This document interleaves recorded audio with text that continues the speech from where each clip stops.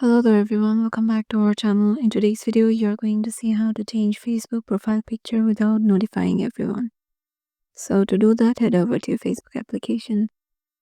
Once you're there, make sure I've logged in into your desired account and then head over to the three lines icon on the top right. And once you're there, just go to your account and then tap on your profile picture and tap on see profile picture. So suppose I'm saving it again.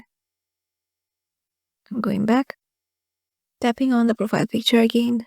Now tap on choose profile picture. It will allow you to choose a profile picture from your phone's gallery.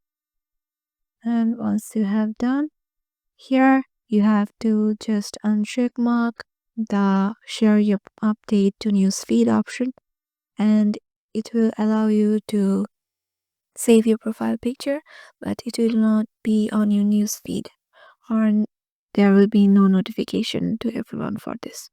Tap on save. And as you can see, the profile photo is being uploaded and the profile photo is updated.